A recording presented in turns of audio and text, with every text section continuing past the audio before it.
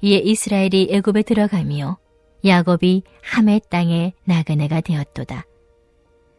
여호와께서 자기의 백성을 크게 번성하게 하사 그의 대적들보다 강하게 하셨으며 또 그 대적들의 마음이 변하게 하여 그의 백성을 미워하게 하시며 그의 종들에게 교활하게 행하게 하셨도다.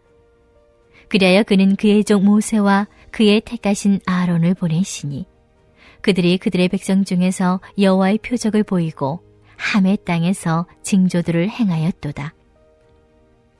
여호와께서 흑암을 보내사 그곳을 어둡게 하셨으나 그들은 그의 말씀을 지키지 아니하였도다. 그들의 물도 변하여 피가 되게 하사 그들의 물고기를 죽이셨도다. 그 땅에 개구리가 많아져서 왕의 궁실에도 있었도다. 여호와께서 말씀하신즉 파리 때가 오며 그들의 온 영토에 이가 생겼도다. 비 대신 우박을 내리시며 그들의 땅에 화염을 내리셨도다. 그들의 포도나무와 무화과 나무를 치시며 그들의 지경에 있는 나무를 찍으셨도다. 여호와께서 말씀하신즉 황충과 수많은 메뚜기가 몰려와 그들의 땅에 있는 모든 채소를 먹으며 그들의 밭에 있는 열매를 먹었도다. 또 여호와께서 그들의 기력의 시작인 그 땅의 모든 장자를 치셨도다. 마침내 그들을 인도하여 은금을 가지고 나오게 하시니 그의 지파 중에 비틀거리는 자가 하나도 없었도다. 그들이 떠날 때 애굽이 기뻐하였으니 그들이 그들을 두려워함이로다. 여호와께서 낮에는 구름을 펴사 덮개를 삼으시고 밤에는 불로 밝히셨으며 그들이 구한즉 메추라기를 가져오시고 또 하늘의 양식으로 그들을 만족하게 하셨도다. 반석을 여신즉 물이 흘러나와 마른 땅에 강같이 흘렀으니 이는 그의 거룩한 말씀과 그의 종 아브라함을 기억하셨음이로다. 그의 백성이 즐겁게 나오게 하시며 그의 택한 자는 노래하며 나오게 하시고 여러 나라의 땅을 그들에게 주시며 민족들이 수고한 것을 소유로 가지게 하셨으니 이는 그들이 그의 율례를 지키고 그의 율법을 따르게 하려 하심이로다. 할렐루야. 오늘은 하나님의 구원을 선포하는 예배자라는 제목으로 시편 105편의 말씀을 나누겠습니다. 한 성도가 오랫동안 성실히 직장 생활을 하다가 갑작스러운 구조 조정으로 인해 일을 그만두게 되었습니다. 그는 왜 하필 나에게 이런 일이 일어났을까라는 질문 속에서 깊은 낙심을 경험했습니다. 그러나 시간이 지나 새로운 환경 속에서 신앙 공동체를 만나고 이전에는 경험하지 못했던 하나님의 은혜를 누리게 되었습니다. 그는 뒤돌아보며 이렇게 고백했습니다. 그때는 무너지는 줄 알았지만 하나님은 나를 다른 자리로 옮기고 계셨습니다. 이처럼 우리가 이해하지 못하는 순간에도 하나님은 여전히 일하고 계십니다. 이러한 깨달음이 오늘 우리가 나눌 말씀 가운데 담겨 있는데요. 오늘 우리는 시편 105편의 말씀을 통해 하나님의 구원을 선포하는 예배자의 삶이 무엇인지 함께 묵상하고자 합니다. 본문은 야곱의 이주에서부터 애굽에서의 번성과 억압, 재앙과 출애굽, 광야의 인도와 가나안 기업에 이르기까지의 모든 과정을 하나님의 주권적 손길 아래에서 조망하게 합니다.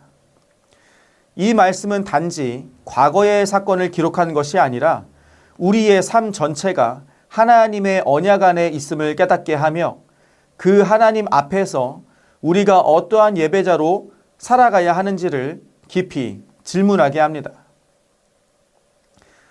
먼저 우리는 이해할 수 없는 고난 속에서도 언약을 이루시는 하나님을 신뢰해야 합니다.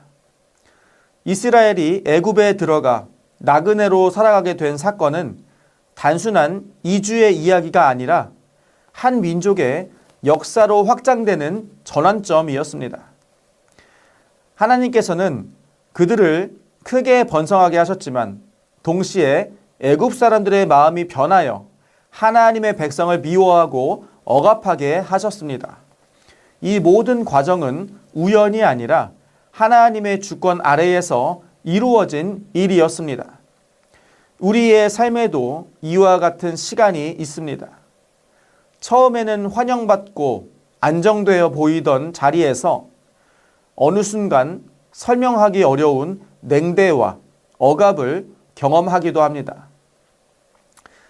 그러나 시편 기자는 그러한 상황 속에서도 역사의 최종 결정권은 하나님께 있음을 분명히 고백합니다. 하나님께서는 애굽의 압제를 통해 출애굽이라는 구원의 무대를 준비하고 계셨기 때문입니다. 그러므로 우리는 고난의 순간마다 하나님께서 이 일을 통해 어떤 언약을 이루어가고 계시는가를 묻는 믿음의 시선을 가져야 합니다. 다음으로 우리는 하나님의 구원을 담대히 선포하는 예배자가 되어야 합니다. 하나님께서는 모세와 아론을 그의 종으로 택하신 자로 세우셔서 애굽 가운데로 보내셨습니다. 그들을 통해 하나님은 표적과 징조를 나타내셨고 애굽 전역에 재앙을 내리심으로 자신의 능력과 주권을 드러내셨습니다. 흑암이 임하고 물이 피로 변하며 개구리와 파리와 이가 온 땅을 뒤덮고 우박과 불이 내리고 황충과 메뚜기가 모든 소산을 삼키며 마침내 장자가 죽는 심판에 이르기까지 애굽의 질서와 우상은 철저히 무너졌습니다. 이 모든 사건은 단순한 재앙이 아니라 하나님께서 자기 백성을 구원하시고 애굽의 우상을 심판하시는 구원의 선언이었습니다.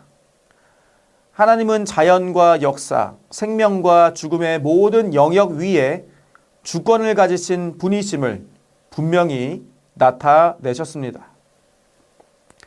그러므로 오늘을 살아가는 우리 또한 하나님께서 행하신 구원의 역사를 기억하고 우리의 삶에서 그 구원을 선포하는 증인의 자리로 부름받았음을 잊지 말아야 합니다. 또한 우리는 두려움 가운데서도 이루어지는 하나님의 구원을 바라보아야 합니다.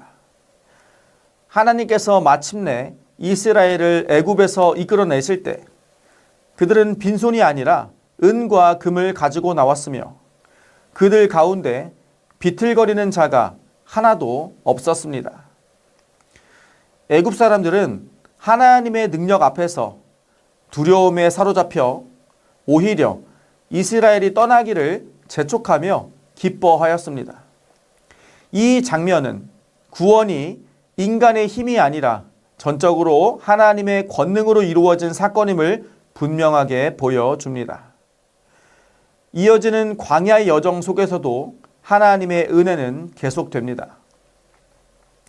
하나님께서는 낮에는 구름 기둥으로 그들을 덮어 보호하시고 밤에는 불 기둥으로 길을 비추어 주셨습니다. 그들이 구할 때 메추라기를 보내시고 하늘의 양식으로 배불리 먹이셨으며 반석을 여셔서 물이 강같이 흐르게 하셨습니다. 이 모든 공급과 보호는 하나님께서 그의 백성과 함께 하시며 결코 그들을 버리지 않으신다는 증거였습니다.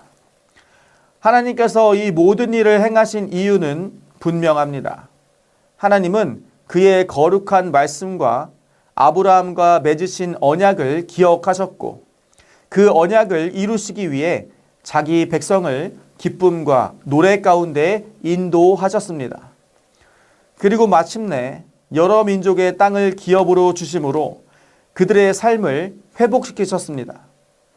그러나 그 목적은 단지 땅을 얻는 데 있지 않았습니다. 하나님께서 원하시는 것은 그들이 그 땅에서 하나님의 율례를 지키며 살아가는 참된 백성이 되는 것이었습니다. 이 말씀은 오늘 우리에게도 동일하게 적용됩니다. 우리는 그리스도 안에서 하나님의 언약을 이어받은 사람들입니다. 우리의 삶에도 여전히 이해할 수 없는 고난과 광야 같은 시간이 존재합니다.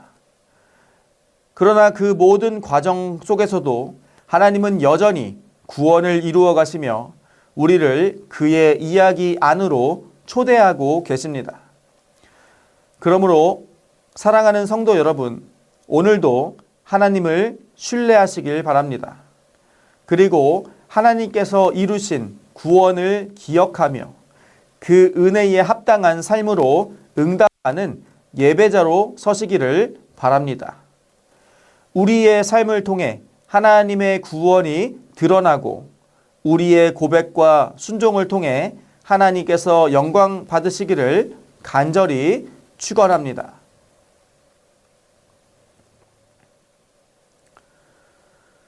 우리 이 시간 함께 기도하시기 소망합니다. 우리의 모든 삶에 주의 주권 아래 있음을 믿고 어떤 상황 속에서도 주님을 신뢰하며 구원을 선포하고 순종하는 예배자로 살아가게 하옵소서. 우리에게 허락하신 신앙훈련과 선교 사역의 참여를 통해 주님의 은혜를 전하는 자녀로 살아가게 하옵소서. 이 두 가지 기도 제목을 놓고 함께 기도하시겠습니다.